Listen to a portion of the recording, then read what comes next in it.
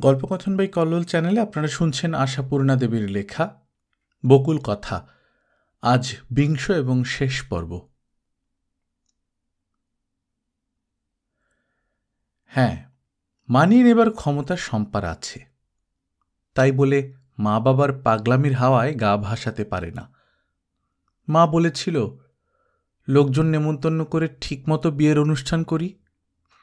শম্পা জোরে হেসে উঠে বলে দিল, দোহাই তোমার মা, আর লোক হাসিও না। এরকম তো আজকাল কতই হচ্ছে। মার গলাটা ক্ষীণ শোনালেও শোনা গিয়েছিল, আমাদেরই আত্মীয় কুটুম্বর বাড়িতে হচ্ছে। কতদিন আগে রেজিস্ট্রি হয়ে গিয়েছে, আবার নতুন করে গায়ে হলুদ টলুদ সব করে ভালো করে বিয়ে হচ্ছে। তাদের অনেক স্বাদ মা, আমার আর বেশি ভালোই স্বাদ নেই। শম্পার বাবা নিশ্চিন্তে ছিলেন ওরা এখানেই থাকবে, তাই নিজেদের ঘরটাকে ঝালাই টালাই করছিলেন মেয়ে জামাইয়ের জন্যে।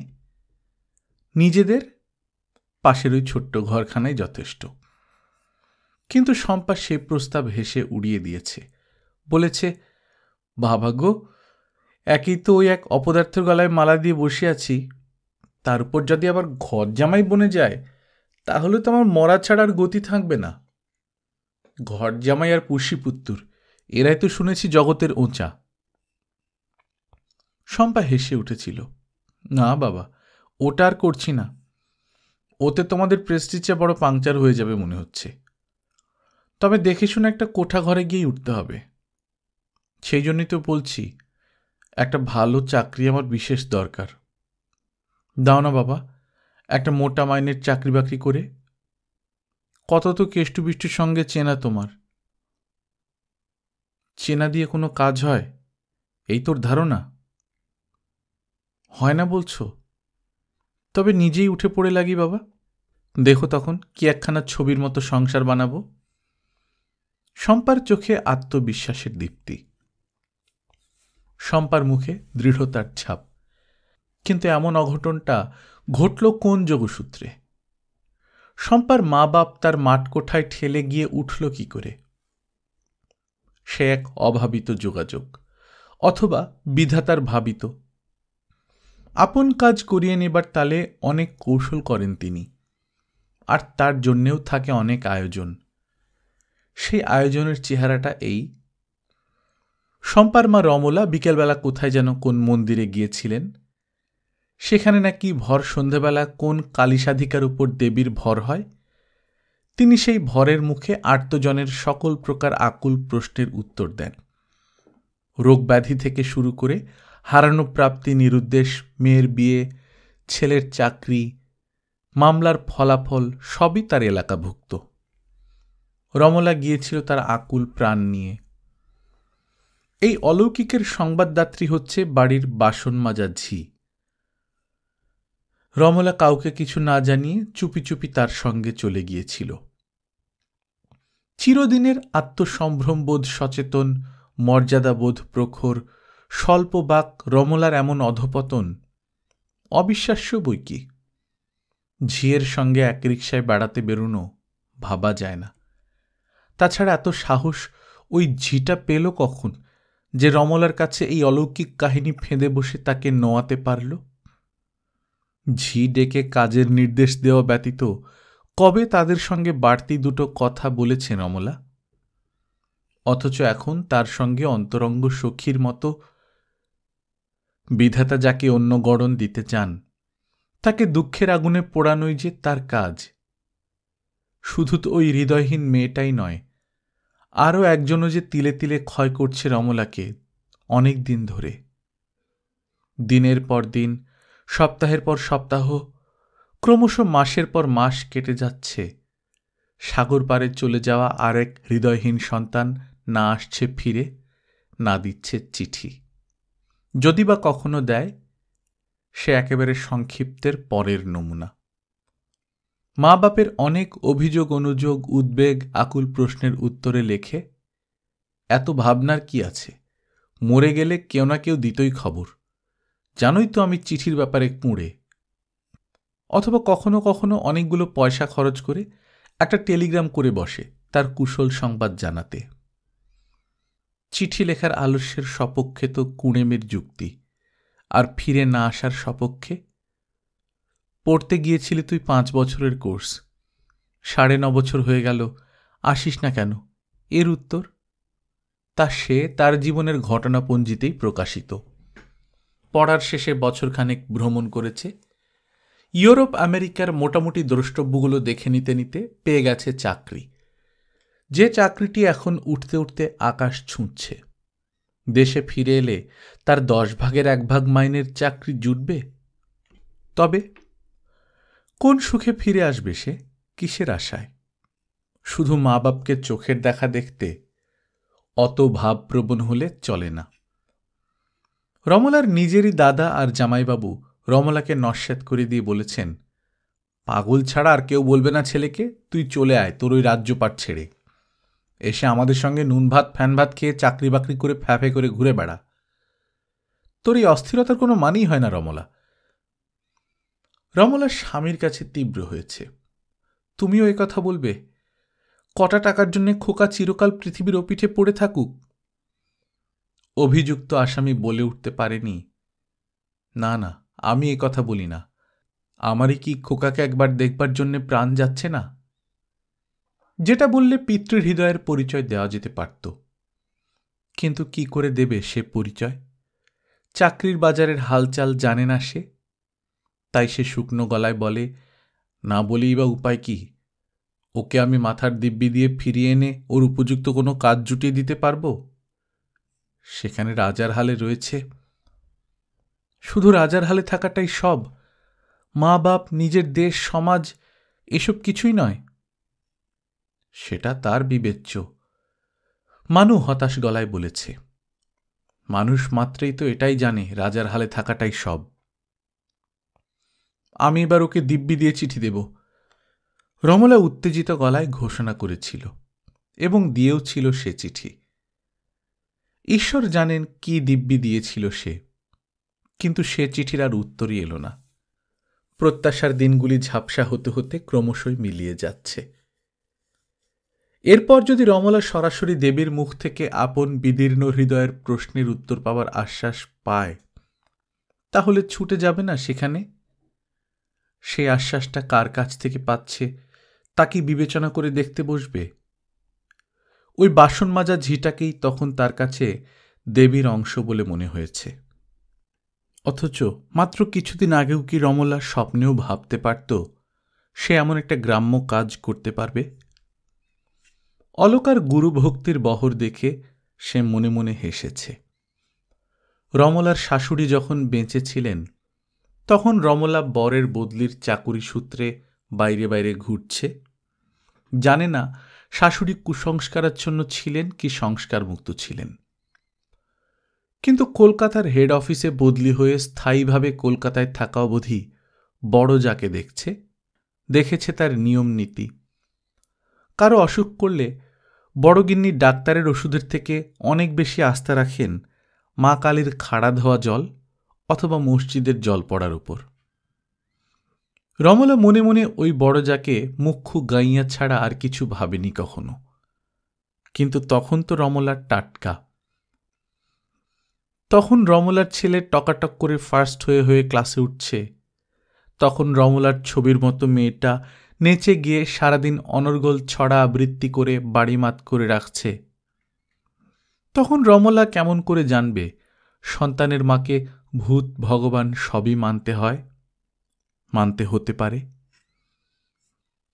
রুদ্ধদ্বার কক্ষে দেবী রমলার কোন প্রশ্নের কি উত্তর দিলেন তা রমলাই জানে আর দেবীই জানেন। তবে বাড়ি ফিরল রমলা যেন কি একটা আশা প্রত্যাশায় ছলছল করতে করতে। ঘরে ঢুকে দেখল স্বামী চুপচাপ বিছানায় বসে। থমকে বলল, এভাবে বসে যে? মানুষ সে প্রশ্নের কোনো উত্তর না দিয়ে প্রশ্ন করল, একা একা কোথায় গিয়েছিলে?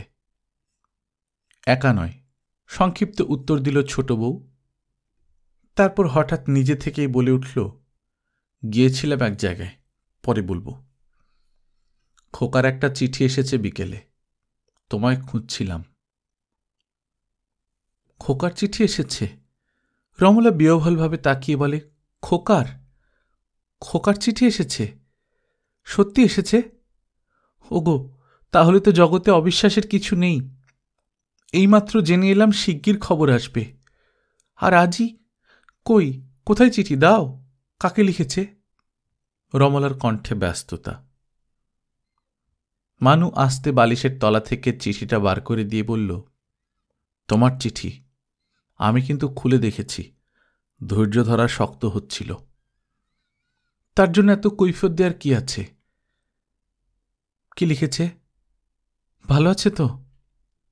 ভালো, ভালো আছে বই কি। মানুর গলার স্বরে বিদ্রুপের ছায়া। রমলার নিয়ম ছেলের চিঠি এলে তাড়াতাড়ি একবার চোখ বুলিয়ে নিয়ে পরে বসে ধীরে সুস্থে খুঁটিয়ে খুঁটিয়ে পড়া। যত সংক্ষিপ্ত চিঠি হোক, বারবার না পড়লে যেন হয় না রমলার। আজ কিন্তু ওই চোখ বুলিয়ে নিয়েই বসে পড়ে রমলা।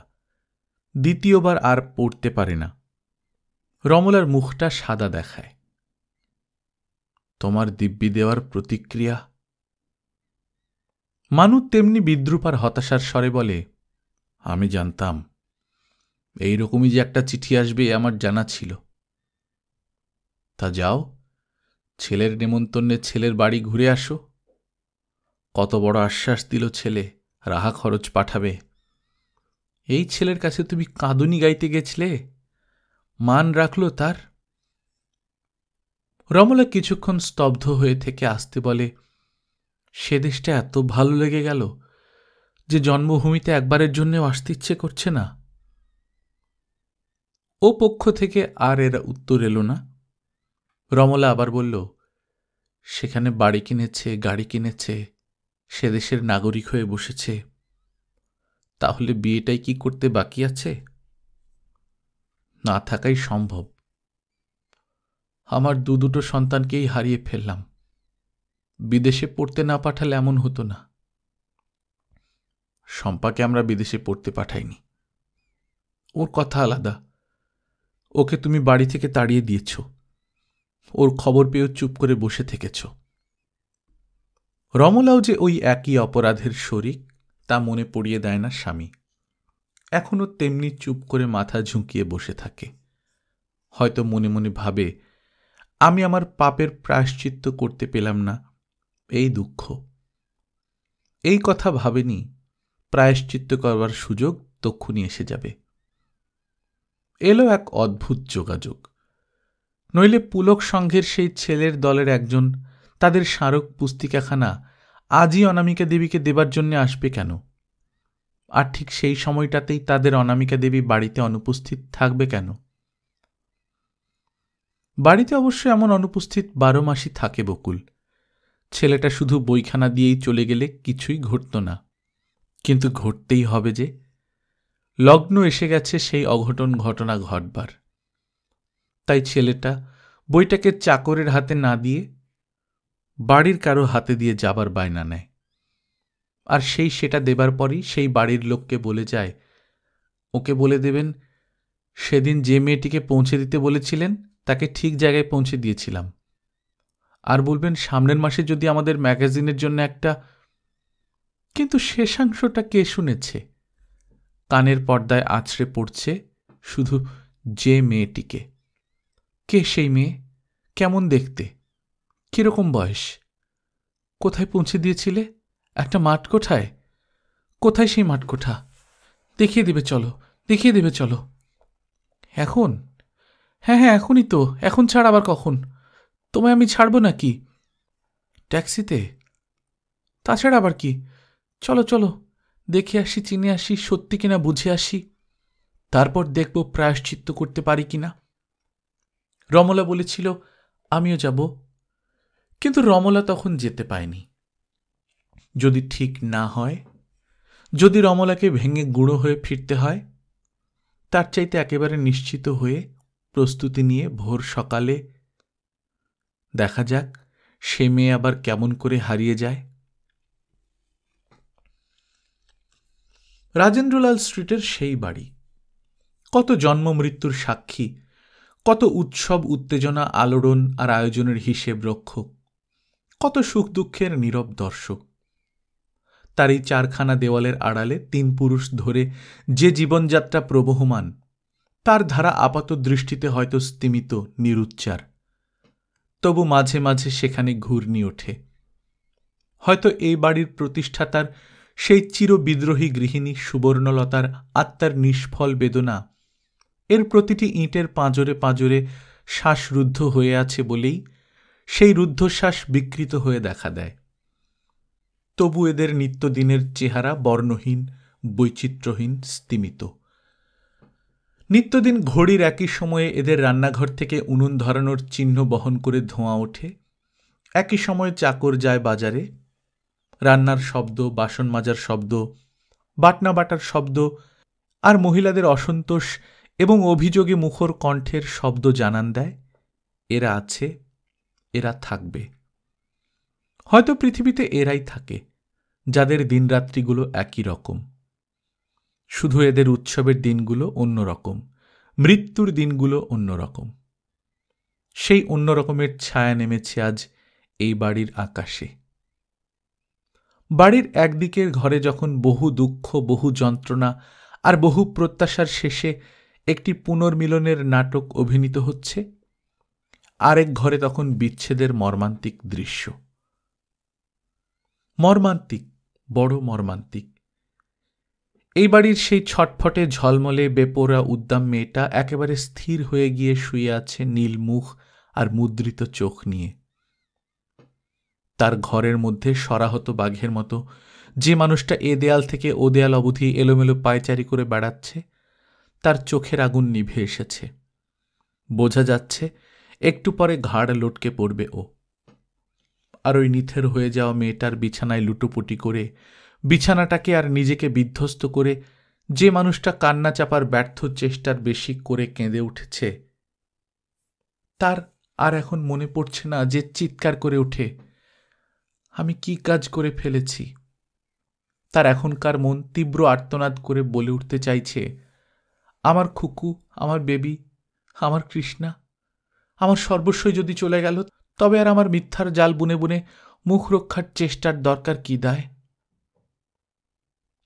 ওই নিষ্ঠুর হৃদয়হীন লোকটা অলকাকে শাসন করতে এসেছিল, বলেছিল চুপ, একদম চুপ করে থাকো, এতদিন আমি চুপ করে থেকেছি, এবার থেকে তোমার পালা। কিন্তু পারেনি অলকা নামের ওই অতি আধুনিকা হবার চেষ্টায় বিকৃত হয়ে যাওয়া মানুষটা, যে নাকি ওই সুবর্ণলতার বংশধরের বউ, রাজেন্দ্রলাল স্ট্রিটের এই বাড়িটার খানিকটা অংশে যার আইনসঙ্গত অধিকার। হ্যাঁ, সেই আইনসঙ্গত অধিকারের বলেই অলকা তার পেন্ট করা মুখ আর রং লাগানো ঠোঁট বাঁকিয়ে বলতো, আমার ঘরে আমি যা খুশি করব, কারুর কিচ্ছু বলতে আসার অধিকার নেই। বেশ করব আমার মেয়েকে, আমি নাচাবো, গাওয়াবো, সমাজে ছেড়ে দেব। এই বাড়ির এই ঘুণে ধরা দেওয়ালের খাঁজে খাঁজে যে সনাতনী সংস্কার এখনো বসে আছে আর এই সংসারের জীবনযাত্রার ওপর চোখ রাঙাতে আসছে, তাকে আমি মানব না, মানব না। তোমরা হচ্ছ কুপমণ্ডুক, তোমাদের কাছে অগ্রসর পৃথিবীর খোলা হাওয়া এসে ঢোকে না। তোমাদের বাড়িতে নাকি এক প্রগতিশীল লেখিকা আছেন, অন্তত শুনতে পাই বাইরের জগতে পাঠক সমাজে তার নামের ওই বিশেষণ, কিন্তু আমি তো তার প্রগতির কোনো চিহ্নই দেখি না। তিনি তোমাদেরই মতো সংস্কারে আচ্ছন্ন। না হলে আমাকে এত লড়তে হতো না, আমি একটু অনুকূল বাতাস পেতাম। আমি কোনো আনুকূল্য পাইনি কারো কাছে। সারা জীবন প্রতিকূলতার সঙ্গে যুদ্ধ করে নৌকাকে কূলের দিকে নিয়ে চলেছি। এমনকি তুমি স্বামী, তুমি আমার প্রত্যেকটি কাজ, প্রত্যেকটি ব্যাপার অপছন্দের দৃষ্টিতে দেখে এসেছ, কোনোদিন সাহায্য সহায়তা করনি। তবু দেখো, আমি কি হেরে গেছি না হার মেনেছি? না, হার আমি মানব না। আমি যে জীবন পাইনি, সেই জীবন, সেই পাওয়া আমি আমার মেয়েকে দেব। প্রায় এই রকম নাটকীয় ভাষাতেই কথা বলে এসেছে অলকা এ যাবৎ। অপূর্ব চুপ করে থেকেছে, চুপ করে থাকতে বাধ্য হয়েছে।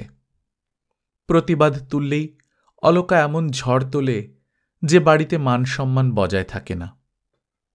অথচ আজকালকার দিনে এই রাস্তার উপরকার বাড়ির ভাগ ছেড়ে দিয়ে মান সম্মান নিয়ে অন্যত্র চলে যাওয়াও সহজ নয়। তাই চুপ করে থাকতে হয়েছে অপূর্বকে, এবং অলকা ওই চুপ করিয়ে রাখার আত্মপ্রসাদে ডগমগ করতে করতে একটা অজানা জগতের দিকে অন্ধের মতো ছুটেছে। সেই ছোটাটার বাহন তার মেয়ে। সেই মেয়েটা এখন জবাব দিয়েছে, না, আর কোনোদিন তাকে নিয়ে ছুটতে পারবে না অলকা। এখন তাই অপূর্বর দিন এসেছে, কথা বলার দিন। আগুনের ডেলার মতো দুই চোখে ওই শোকাহতার দিকে তাকিয়ে নির্মাইকের মতো বলেছে, চুপ, চুপ করে থাকো, টুঁ শব্দ নয়। কিন্তু সে শব্দ করেই তো বসে আছে তার আগে অলকা। মাতৃহৃদয় কি একবারও হাহাকারে ফেটে না পড়ে পারে? অলকা আত্মগ্লানিতে হাহাকার করে উঠে বলেছে, আমি কি করলাম, আমি কি করলাম? আমি লোকলজ্জার ভয়ে আমার সোনার খুকুকে হারালাম। ওরে খুকু, কেন আমি তোর নিষ্ঠুর বাপকে ভয় করতে গেলাম? কেন তোকে নিয়ে এদের সংসার ছেড়ে চলে গেলাম না? তারপরে আর বলতে পারেনি অলকা। চিরদিনের মুখরা ওই মেয়েটাকে, চিরদিন চুপ করে থাকা মানুষটা চুপ করিয়ে দিয়েছে। কিন্তু তাতে আর কি লাভ হল? ওই একবারের হাহাকারেই তো সংসার শুদ্ধ লোক জেনে ফেলেছে ঘটনাটা কি। জেনে ফেলেছে ঝি চাকরেরাও। অতএব পাড়ার লোকেও জেনে ফেলল বলে এই সংসারের অন্য সদস্যরা সাধ্যপক্ষে অলকার ঘরের সামনে এসে দাঁড়াত না। অলকার ঔদ্ধত্য, অলকার স্বেচ্ছাচার, অলকার বিশ্বনস্যাৎ ভাব সকলকেই দূরে সরিয়ে রাখত। কিন্তু আজ আর অলকার সেই গৌরব নেই।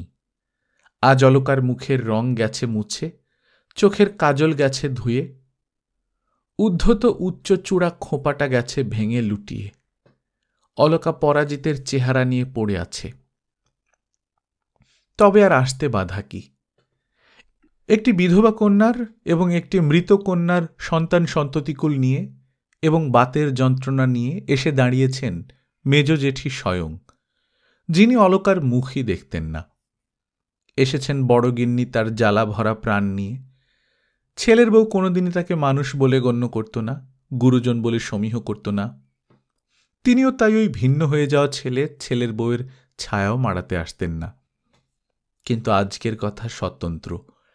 আজ ওই প্রতিপক্ষের সকল দর্প চূর্ণ। যাজ্ঞে নিজের প্রাণ ফেটে, তবু তিনি মনের অগোচরে নিরুচ্চার উচ্চারণে বলে বসেছেন, হে নারায়ণ, দেখলাম দর্পহারী নামই তোমার আসল নাম। ঘরের একাংশে কোণের দিকে ছায়ার মতো দাঁড়িয়ে আছে শম্পা আর তার মা বাবা। যে শম্পা বহুদিন পর আজই প্রথম এই বাড়িতে এসে আহ্লাদে বেদনায় বিস্ময়ে কৌতূহলে চারদিক তাকিয়ে দেখছিল। সহসা উঠল ওই আর্তনাদ, বাতাস বিদীর্ণ করে, আমি কি করলাম, আমি কি করলাম? ভগবান, তুমি কি করলে, তুমি কি করলে, এই শোকের সান্ত্বনা আছে। আমি কি করলাম এই শোক সান্ত্বনার বাইরের। শম্পা অবাক হয়ে যেন নিজের ভাগ্যও দেখছিল। এতদিন কিছু হল না, ঠিক আজই ঘটল এই দুর্ঘটনা। শম্পা একটা অদ্ভুত বিষাদ বেদনায় আচ্ছন্ন হয়ে দাঁড়িয়েছিল ওই নীল হয়ে যাওয়া মেয়েটার স্তব্ধ দেহটার দিকে। ওই মেয়েটার শম্পার আশৈশবের সঙ্গিনী নয়, চিত্তজগতের সখী নয়, এমনকি সম্পর্ক সূত্রে যে বন্ধনটুকু থাকা উচিত ছিল সে বন্ধনেরও গ্রন্থি ছিল না পরস্পরের মধ্যে। তবু তারা দুজনে প্রায় সমবয়সী, দুজনে একই ছাদের নিচে থেকেছে জন্মাবধি। যখন অপূর্ব তার স্ত্রী কন্যাকে নিয়ে রান্নাঘর আলাদা করে ফেলেনি, তখন শম্পা আর ওই মেয়েটা একসঙ্গে খেয়েছে, একত্রে বসেছে। এতদিন শম্পা অনুপস্থিত ছিল, জানতে পারেনি ওদের ওই কাঁচের পার্টিশন দেওয়া ঘরের আড়ালে কি ঘটেছে, সে ঘটনা কোন পরিণতির দিকে এগোচ্ছে। আজ এইমাত্র এসে চরম পরিণতির মুখোমুখি দাঁড়িয়ে কিছু ভাববার ক্ষমতা হারিয়ে ফেলেছে শম্পা। শুধু আচ্ছন্ন হয়ে তাকিয়ে আছে। আর এই বাড়ির আরেকজন সদস্যা, অলকা নামের ওই প্রগতিশীল মহিলাটির কাছে যে নাকি চিরদিন ব্যঙ্গের পাত্রী, সেই লেখিকা বকুল।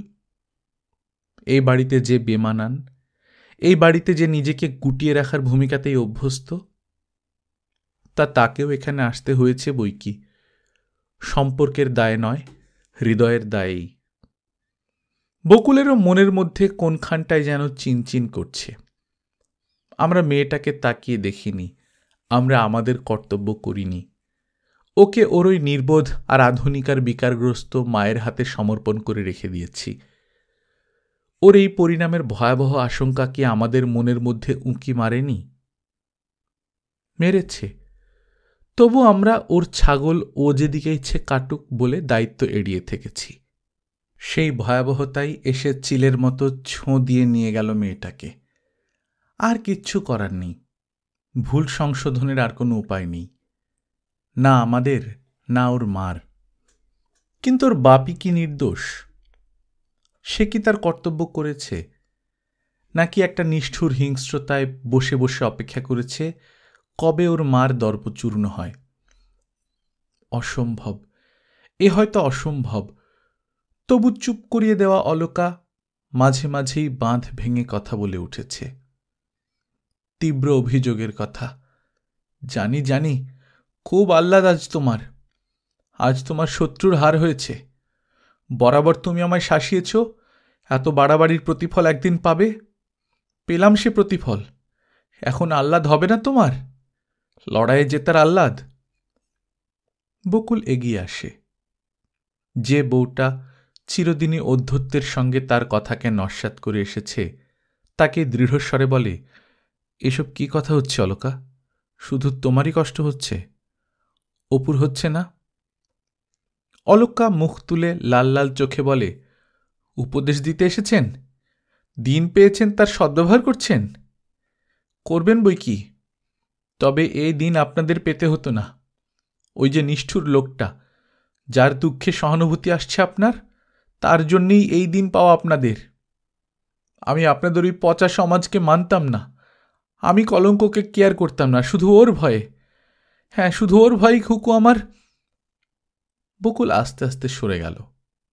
ওই অনুতাপে জর্জরিত বিকারগ্রস্ত মানুষটা এখন প্রায় পাগলের সামিল। ওর কথায় কান দেওয়া চলে না। এখন উদ্ধার হতে হবে এই বিপদ থেকে। এই মৃত্যু শোকের পবিত্রতা নিয়ে আসেনি, এসেছে বিপদের ভয়াবহতা নিয়ে। বকুল বাইরে এসে ডাকল, ছোটদা।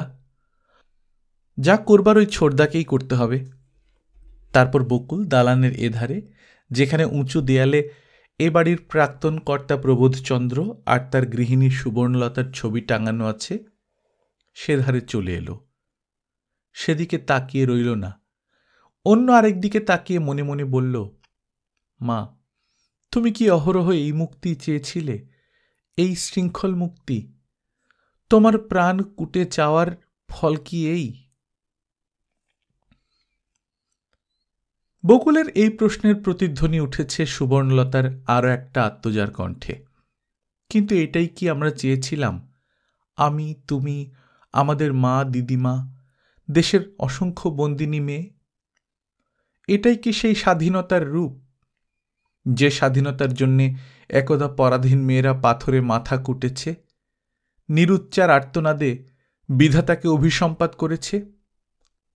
এই কি সেই মুক্তির আলো, যে মুক্তির আশায় লোহার কারাগারে শৃঙ্খলিতা মেয়েরা তপস্যা করেছে, প্রতীক্ষা করেছে? না বকুল, এ আমরা চাইনি। বকুলের সামনে টেবিলের উপর যে খোলা চিঠিটা পড়ে রয়েছে, তার উপর পৃষ্ঠার এই কটা লাইনের দিকে অনেকক্ষণ ধরে তাকিয়ে রয়েছে বকুল, যেন অক্ষর গুনে গুনে পড়ছে। তারপর কলমটা তুলে নিল প্যাডটা, লিখতে লাগলো আস্তে আস্তে। কে জানে ওই চিঠিটারই জবাব দিচ্ছে, না নিজের প্রশ্নেরই জবাব খুঁজছে। কিন্তু আমাদের চাওয়া নিয়ে কি পৃথিবী চলবে? এই অনন্তকালের পৃথিবী কখনো কি কারো চাওয়ার মুখ চেয়ে চলেছে? চলার পথ বদল করেছে, অবহিত হতে থমকে দাঁড়িয়েছে? প্রকৃতি তার অফুরন্ত সম্পদের ডালি নিয়ে যে ঋতুচক্রে আবর্তিত হচ্ছে, সে কি কারো চাওয়ার উপর নির্ভর করে? জগতে যা কিছু ঘটে চলছে সে কার ইচ্ছায়? যা কিছু অসঙ্গতি, যা কিছু ভালো মন্দ, কার তপস্যায়, কার মাথা কোটায়? কারুর নয়। মানুষের ভূমিকা কাটা সৈনিকের। আমরা ভেবে মরছি, আমি করছি, তুমি করছো, ওরা করছে, এরা করছে। কিন্তু সেটা কি সত্যি? পৃথিবী তার আপন নিয়মে চলে, প্রকৃতি তার আপন নিয়মে চলে, সমাজও তার আপন নিয়মে চলে। মানুষ সেখানে নিমিত্ত মাত্র। তবু মানুষ বদ্ধপরিকর হয়ে সংকল্প করে, এটাকে আমি নিয়ন্ত্রণ করব। তাই অহরহই তোড়জোড়, অহরহই তাল ঠোকা, আর অহরহই মাথা ঠোকা। ওই তাল ঠোকার দল আপন বুদ্ধির অহংকারের সমাজের একটা ছাঁচ গড়ে ফেলে সেটাকেই চালাতে চায়, আর না চললে আর্তনাদ করে মরে, গেল গেল সব গেল, সব রসাতলে গেল। যেমন বন্যায় যখন গ্রাম নগর ফসলের ক্ষেত ডোবে আর্তনাদ ওঠে, কিন্তু ও আর্তনাদে মহাকালের কিছু আসে যায় না। পৃথিবীর কোথাও কোনো ক্ষতচিহ্ন থাকে না। যা ক্ষতি, সে ক্ষতি ব্যক্তি মানুষের। যা লাভ লোকসান সে জনা কয়েক লোকের। তারা যেমনটি চেয়েছিল পেল না, যে জীবনের স্বপ্ন দেখেছিল সেটা হলো না, সেটা ভেঙে গুঁড়ো হয়ে গেল। শুধু এই, তার বেশি কিছু নয়। সেই ধ্বংসের উপর আবার নতুন ফসল ফলে, আবার নতুন গ্রাম শহর গড়ে ওঠে। আমরা আপন কল্পনায় সমাজের একটা ছাঁচ গড়েছিলাম। আমাদের সর্বাঙ্গের শৃঙ্খল যেখানে যেখানে অসহনীয় যন্ত্রণায় পীড়িত করেছে, সেখানটায় বন্ধন শিথিল করতে চেয়েছিলাম। ভেবেছিলাম এই শেকলে নাট বল্টু, কবজা স্ক্রু এগুলো একটু আলগা হোক। কিন্তু আমাদের চাওয়াই তো শেষ চাওয়া নয়। আরও চাওয়ার পথ ধরে ওই স্ক্রু, কবজা, নাট বল্টুগুলো খুলে খুলে ছিটকে পড়ে হারিয়ে যাচ্ছে। যাবেই, কারণ আরেক নতুন ছাঁচ জন্মাবার অপেক্ষায় রয়েছে। এইভাবেই এই অনন্তকালের পৃথিবীর অফুরন্ত জীবজগৎ মহাকালের খাজনা জুগিয়ে যাচ্ছে। তারা ভাবছে, চেষ্টা করছে, প্রত্যাশা করছে, তপস্যা করছে, লড়াই করছে, তারপর কোথায় বিলীন হয়ে যাচ্ছে। তাই এক যুগে যা নির্ভুল ছাঁচ, পরবর্তী যুগে তা ভুলে ভর্তি। বহু চিন্তাবিদের চিন্তার ফল, বহু কল্যাণকামীর কল্যাণ চেষ্টা, আর বহু তাপসের তপস্যার ফল যে সমাজ ব্যবস্থা, তাকে দেখে দেখে পরবর্তীকাল ব্যঙ্গ করে, বিদ্রূপ করে, অবজ্ঞা করে। ভাবে কি বোকা ছিল ওরা, কি মুখ্যু। তবু সমাজ চিরদিনই জীবন নিয়ে পরীক্ষা নিরীক্ষা চালিয়ে যাবে, কারুর চাওয়ার ধার ধারবে না। চিঠি হয়তো লিখছে বকুল, তার শেষ দি পারুলের চিঠির জবাব। না হলে সামনের খোলা চিঠির পাতা উল্টানো কেন? ও পিঠে যা লিখেছে পারুল, সেটা আবার একবার দেখতে বসল কেন? ভুল করে হয়তো উল্টো পিঠটা উল্টেছে বকুল, তাই আগের কথাগুলোর সঙ্গে যোগসূত্র খুঁজে পাচ্ছে না। পারুল সবসময় ধরে ধরে পরিষ্কার করে লেখে। এখনো এই উত্তাল প্রশ্নেও তার হাতের লেখায় দ্রুততার ছাপ তেমন নেই যেমন থাকে বকুলের লেখায়। অনামিকা দেবী হয়ে অনেক লিখতে হয় বকুলকে, তাই ও যখন বকুলের কথা লিখতে বসে তখন দ্রুততা আর ব্যস্ততার ছাপ। পারুলের বাইরের জীবন চিরদিনই শান্ত ছন্দে আবর্তিত, শুধু পারুলের ভেতরের জীবন চির অশান্ত। তবু পারুল মুক্তোর মতো অক্ষরে লিখতে পারে। লিখেছে, একটা অবিশ্বাস্য ঘটনা ঘটে গেল কিছুদিন আগে। তোকে ছাড়া আর কাকে বলবো? হঠাৎ খবর পেলাম শোভনের ভয়ানক অসুখ। অফিসে হঠাৎ চৈতন্য হারিয়ে চেয়ারেই পড়ে গিয়েছিল। হসপিটালে নিয়ে গেছে। অফিসেরই একটা ছেলে, আমি যখন একবার গিয়েছিলাম মাসিমা মাসিমা করত, খবরটা সেই পাঠিয়েছে। বুঝতেই পারছিস কি অবস্থায় কিভাবে ছুটে গিয়েছি। গিয়ে দেখি হাসপাতাল থেকে বাড়িতে এনেছে, আর দেখলাম রেখা সেবা করছে। খবরটা ওকেও দিয়েছিল।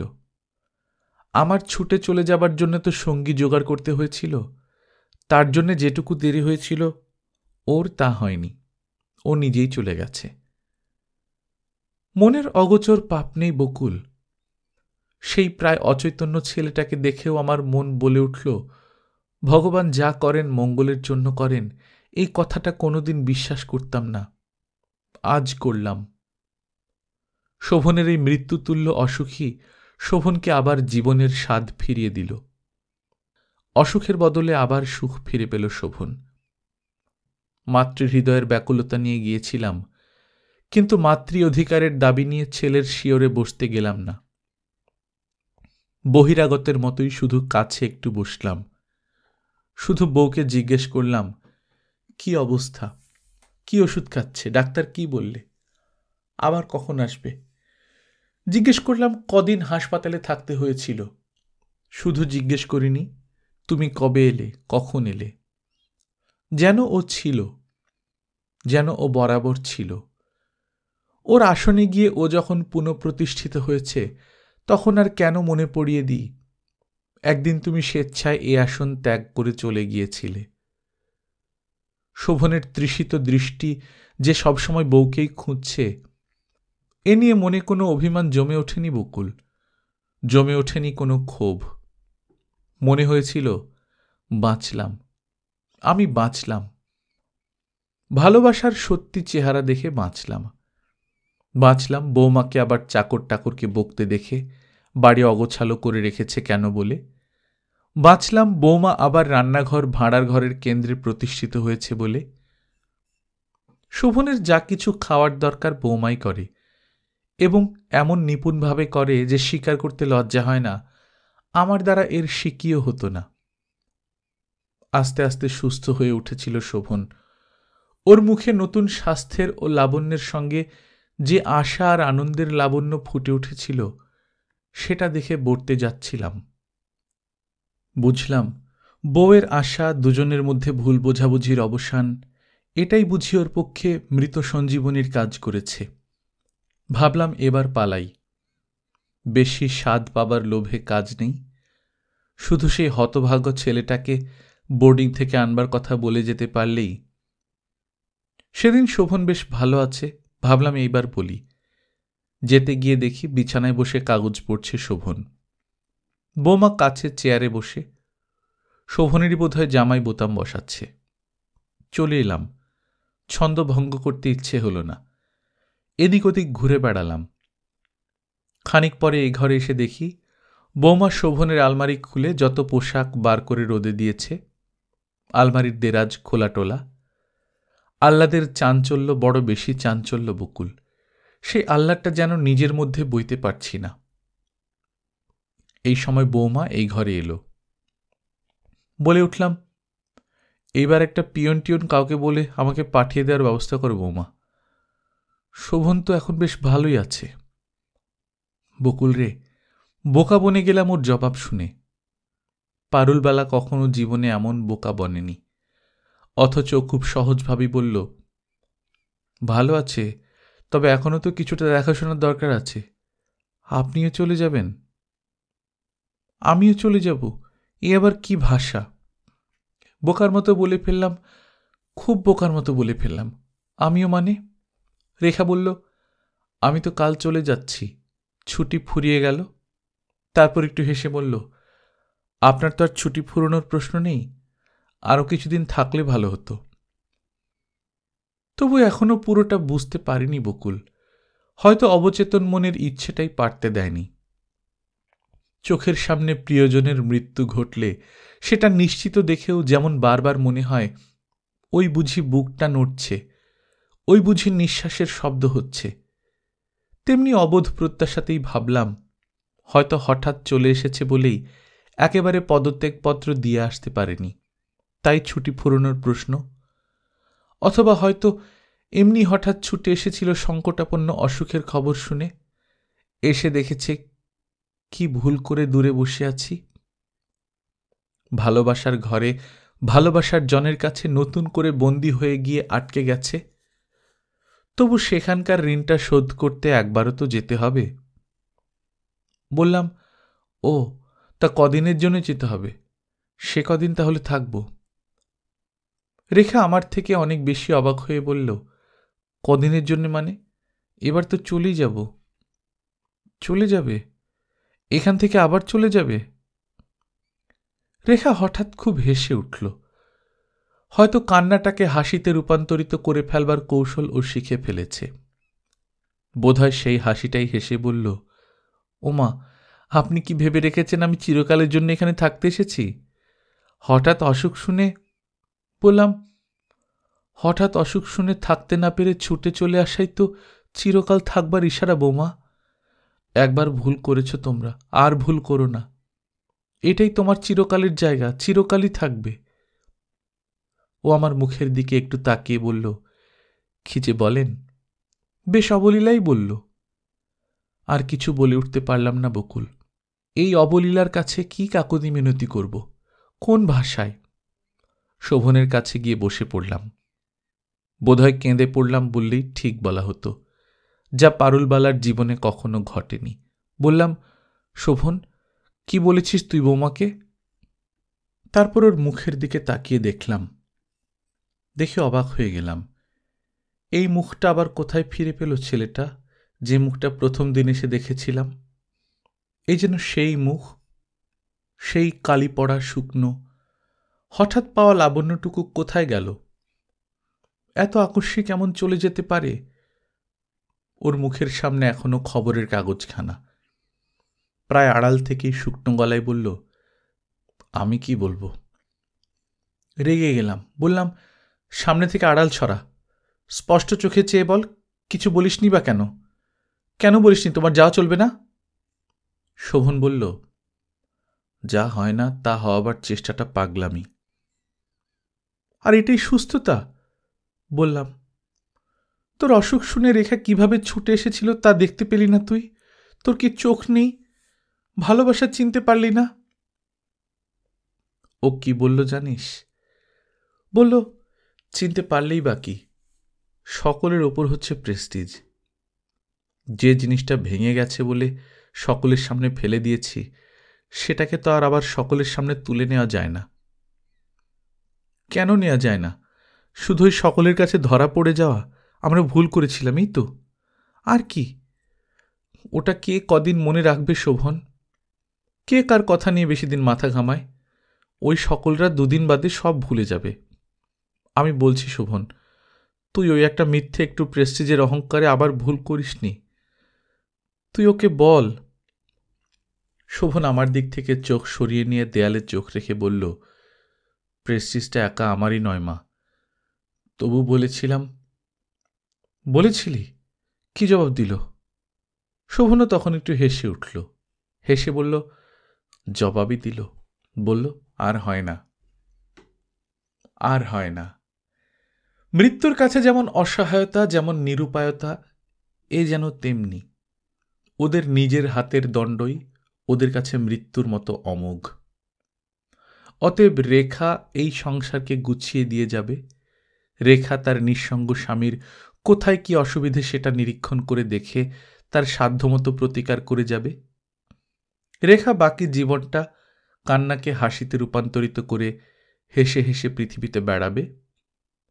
আর শোভন নামের ছেলেটা অনুশোচনা নামের চাপা আগুনে তিল তিল করে পুড়ে তাড়াতাড়ি বুড়ো হয়ে যাবে, জীবনের সব আকর্ষণ হারাবে, আর অশান্ত যন্ত্রণায় ছটফটাবে। তবু কেউ ভাববে না এত নিরুপায়তা কেন? উপায় তো আমাদের হাতেই ছিল, আমাদের হাতেই আছে। কারণ আমাদের ভালোবাসাটা আছে, সেটা মরে যায়নি। ভাবতে পারত যদি ওদের সে সাহস থাকত, থাকত সে শক্তি, যে শক্তিতে ওই সকলের চোখকে অবহেলা করা যায়। তার মানে কেউ কোথাও এগোয়নি বকুল, এগোচ্ছে না। আমরাও যেখানে ছিলাম এরাও সেখানেই আছে। রেখা চলে গেল, আমিও আর কয়েকদিন ছিলাম। বসে বসে ছেলেটার যন্ত্রণার মুখ দেখলাম, যে যন্ত্রণার ছায়া দেখেছি রেখার মুখেও। এখন ফিরে এসেছি, গঙ্গার এই তরঙ্গের সামনে বসে বসে ভাবছি, আমরা কি এই চেয়েছিলাম, এই মুক্তি? তুই তো জানিস আমাদের মাতামহী সত্যবতী দেবীর কথা। তিনি নাকি এই প্রশ্নের উত্তর খুঁজতে সংসারের গণ্ডি ছেড়েছিলেন, বিয়ে জিনিসটা ভাঙবার নয় কেন। তিনি কি এখন কোনোখানে বসে তার প্রশ্নের অনুকূল উত্তর পেয়ে খুব খুশি হয়ে উঠছেন? দেখছেন ওটা ভাঙবার কিনা এই প্রশ্নটাই আজ আর হাস্যকর হয়ে গেছে। হয়তো বহু পুরনো, বহু ব্যবহৃত ওই বিয়ে প্রথাটাই আর থাকবে না পৃথিবীতে। হয়তো। বকুল এই চিঠির পৃষ্ঠাটা ঠেলে রেখে নিজের প্যাডে চোখ ফেলল, আর অভ্যস্ত দ্রুততায় লিখে চলল, কিন্তু তাতে কি, এমন একটা কাল ছিল যখন ও প্রথাটা ছিল না। এখনও এই পৃথিবীতেই এমন জগৎ আছে যেখানে এখনও বিয়ে প্রথাটা নেই। তারা স্রেফ জীবজগতের নিয়মে চলে। অবশ্য কোনো একটা নিয়ম মেনেই চলে। সে তো পশুপক্ষী কীটপতঙ্গও চলে। স্ত্রী পুরুষের নিগূঢ় আকর্ষণের বন্ধনটা কেউ এড়াতে পারে না। পৃথিবীর ইতিহাসে কোনো সভ্যতাই এই বন্ধন থেকে মুক্তিলাভের পথ বাতলাতে পারেনি।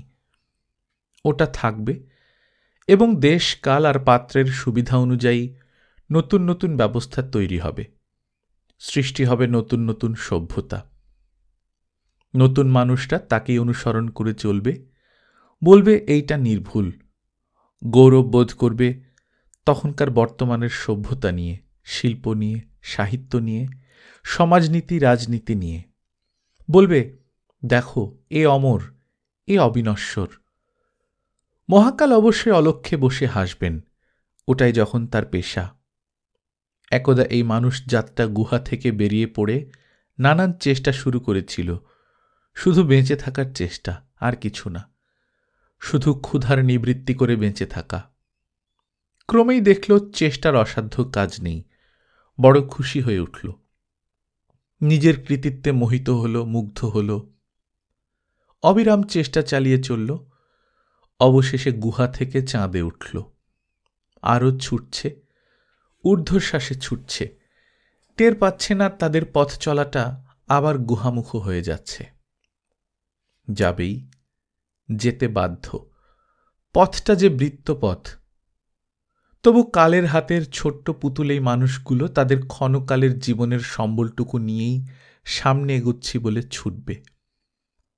ছুটবে, ছোটোছুটি করবে, লাফাবে, চেঁচাবে, মারবে, মরবে, লোভে ডুববে, হিংসায় উন্মত্ত হবে, স্বার্থে অন্ধ আর রাগে দিশেহারা হবে।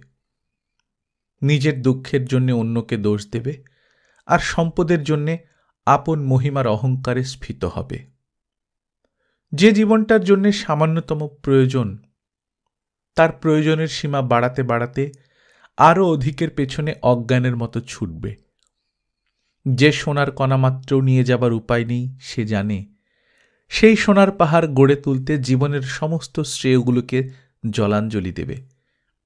এরই মধ্যে আবার কিছু মানুষ চিৎকার করে বলবে, চলবে না, এসব চলবে না। তবু চলবে।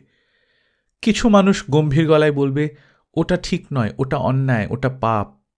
যেন পাপ পুণ্যের মাপকাঠি তাদের হাতে। যেন আজ যা চরম পাপ, আগামীকাল তা পরম পুণ্য হয়ে সভায় এসে আসন নেবে না। তবু চেষ্টা চালিয়ে যাবে তারা। ভাববে তাদের হাতেই নির্ভুল ছাঁচ। তা বলি কি কোথাও কিছু নেই? আছে।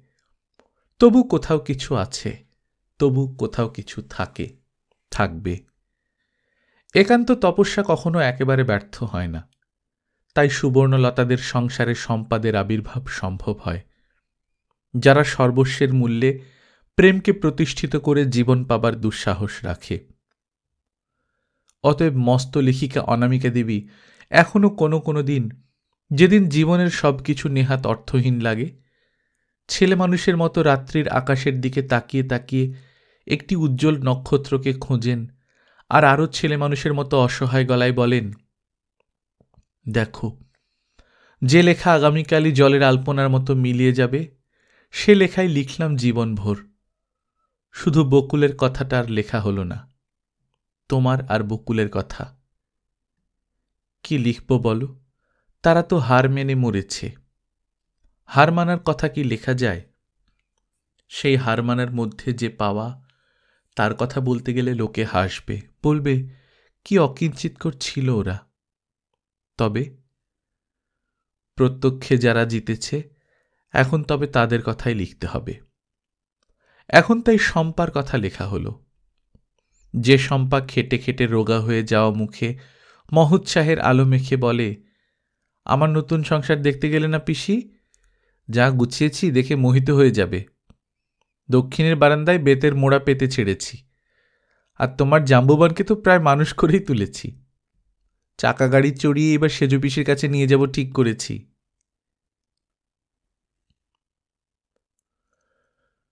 গল্পকথন বাই কল্লোল চ্যানেলে আপনারা শুনছিলেন আশাপূর্ণা দেবীর লেখা বকুল কথা। আজ ২০ পর্বের মাধ্যমে শেষ হয়ে গেল। আমরা নিয়মিত গল্প পাঠ করে শোনাচ্ছি। আপনারা যারা প্রথমবার মতো শুনছেন কাইন্ডলি সাবস্ক্রাইব করে নেবেন। গল্প পাঠ ভালো লাগলে বন্ধুদের সঙ্গে শেয়ার করবেন। নিজে ভালো থাকবেন, আশেপাশের লোকজনকে ভালো রাখবেন। টাটা।